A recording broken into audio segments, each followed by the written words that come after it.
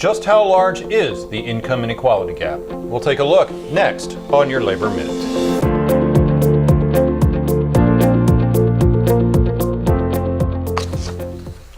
Hello, I'm Mark Harrison.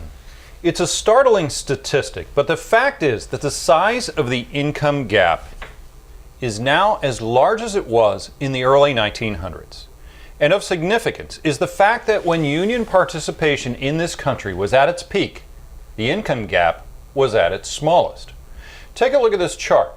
It begins in 1918 with a huge disparity between the share of the country's wealth going to the top 10% and the relatively low number of unionized workers. In the late 1950s, however, the gap narrows when we see union participation at around 30%. The chart begins to widen again in the 1960s, and the gap accelerates after 1980 when President Ronald Reagan fired the air traffic controllers. And since then, the assault on labor unions and workers in general has been almost non-stop in the court system, with politically appointed judges often ruling against organized labor and the National Labor Relations Act being changed in many cases to side with management.